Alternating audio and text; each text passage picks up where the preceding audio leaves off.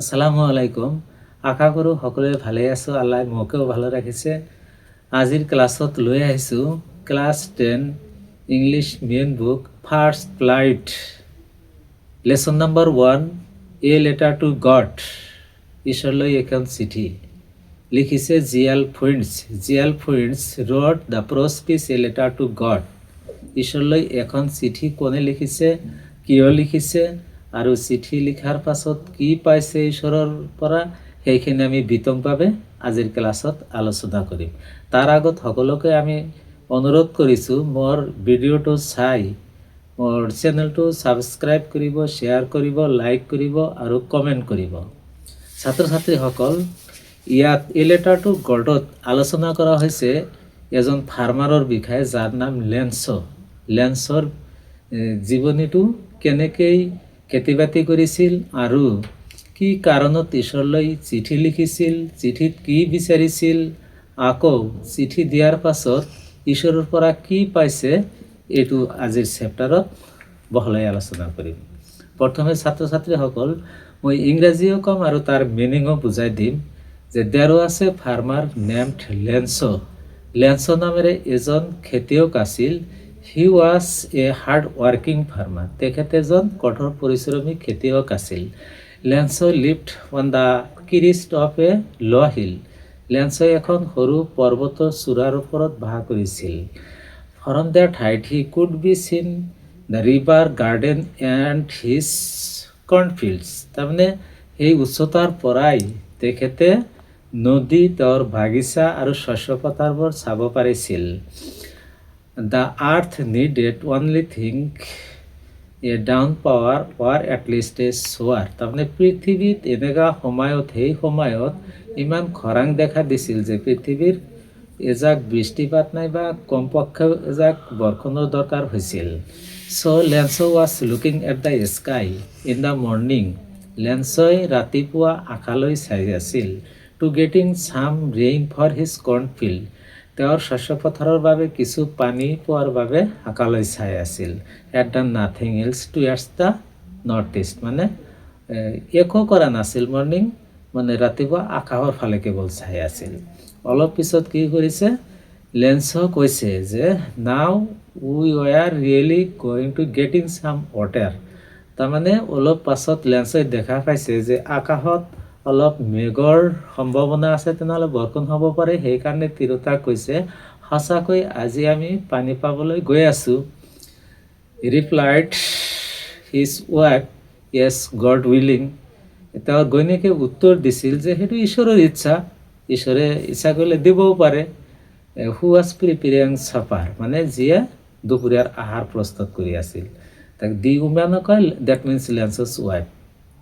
So' Lencho's older boys were working in the field. লেন্সৰ ডাঙৰ ল'ৰাবোৰ পথাৰত কাম কৰি আছিল। And the smaller ones playing near the house. আৰু লেন্সৰ সৰু ল'ৰাবোৰ ঘৰৰ ওচৰত খেলি আছিল। After the women called them to meal, মানে until their mother call to them meal.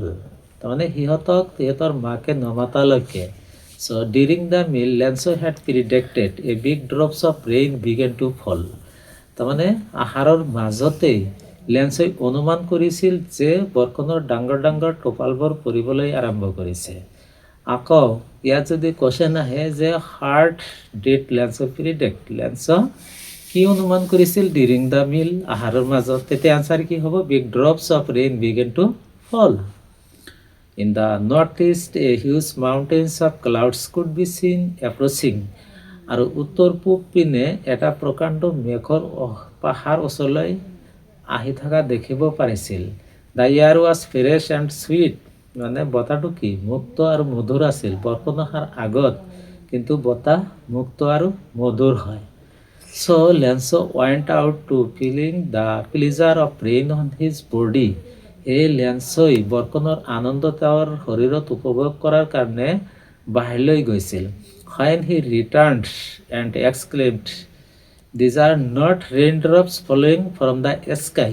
তাৰমানে যেতিয়া লেন্সই বাহিৰৰ পৰা ঘৰলৈ উভতিছিল তেতিয়া চিঞৰিছিল যে আকাশৰ পৰা এইবোৰ বৰষুণৰ টোপাল নহয়, দে আৰ নিউ কুইন্স, তাৰমানে এইবোৰ নতুন মুদ্ৰা। এবাৰ প্ৰশ্ন হৈছে কিয় লেন্সই বৰষুণৰ টোপালবোৰক নতুন মুদ্ৰা কৈছিল? কাৰণ বৰষুণ যদি হয় তেনেহ'লে খেতি বাতি ভাল হ'ব, শস্য বেছি পাব, সেইখিনি বিক্ৰী কৰিলে টকা পাব, তেনেহ'লে এইবিলাকতো বৰষুণৰ টোপাল নহয়, নতুন মুদ্ৰাহে হ'ব। The big drops are 10 cent and little ones are 5s। তাৰ পাছত কি হৈছে যে ডাঙৰ টোপালবোৰ 10 চেণ্টিমিটাৰ আৰু সৰু টোপালবোৰ 5 centimetre.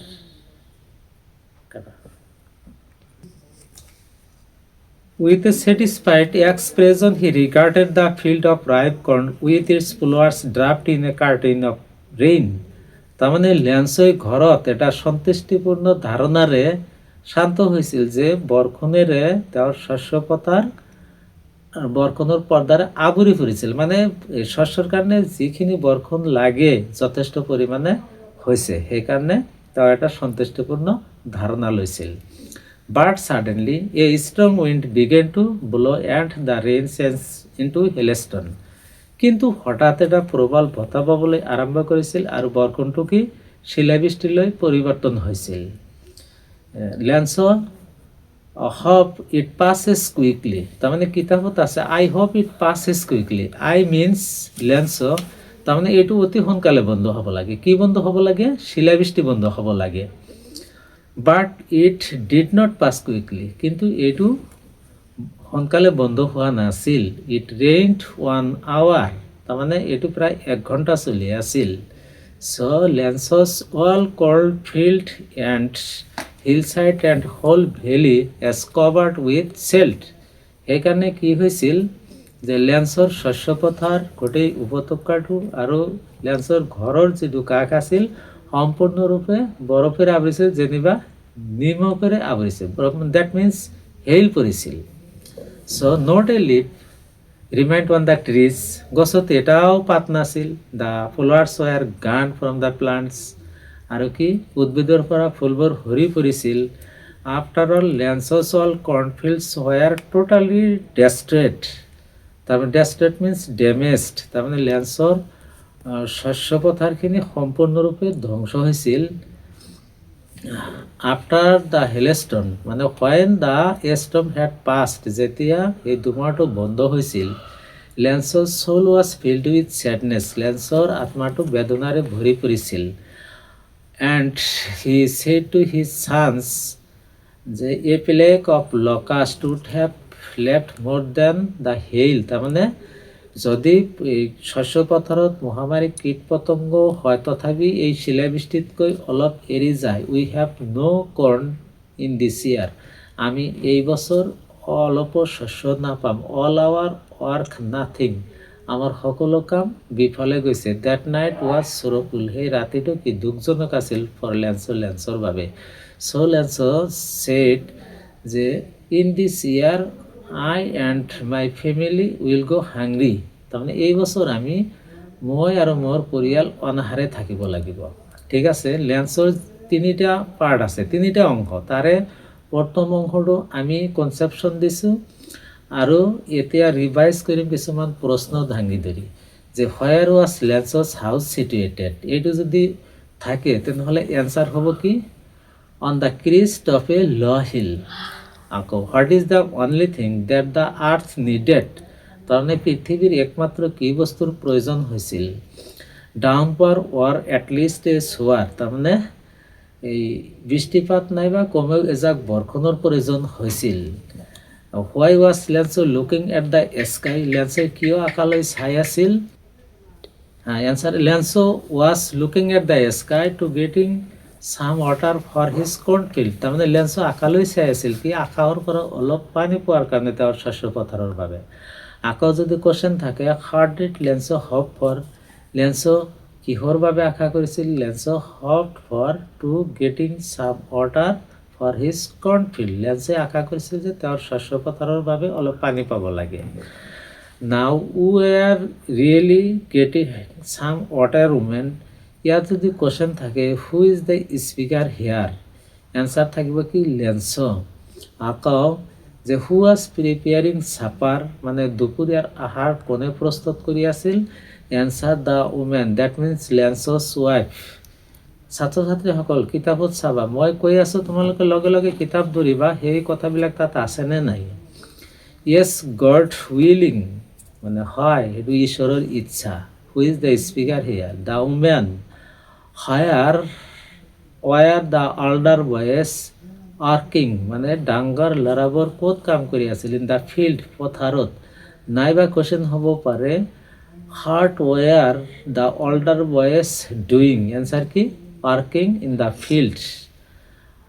Next question what were where were the smaller boys playing মানে সৰু ল'ৰাবোৰ ক'ত খেলি আছিল, নিয়াৰ দ্য হাউচ। ইয়াত কিন্তু অপশ্যনত থাকিব পাৰে নিয়াৰ দ্য পণ্ড, নিয়াৰ দ্য ৰিভাৰ, নিয়াৰ দ্য হাউচ, আকৌ থাকিব পাৰে নিয়াৰ দ্য ভিলেজ।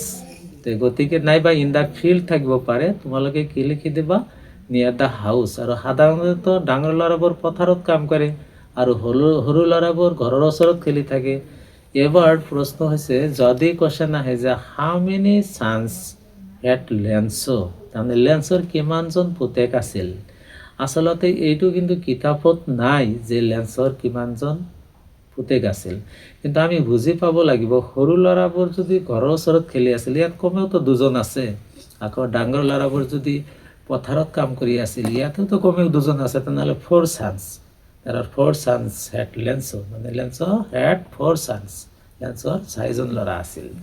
ইয়াৰ পাছত what did Lencho predict, what did Lencho predict, Lencho কি অনুমান কৰিছিল, Lencho predicted the big drops of rain began to fall. যেতিয়া মানে আহাৰ খাবলৈ আহিছিল আহাৰৰ মাজত লেন্সে অনুমান কৰিছিল যে বৰষুণৰ ডাঙৰ ডাঙৰ টোপালবোৰ পৰিবলৈ আৰম্ভ কৰিছিল।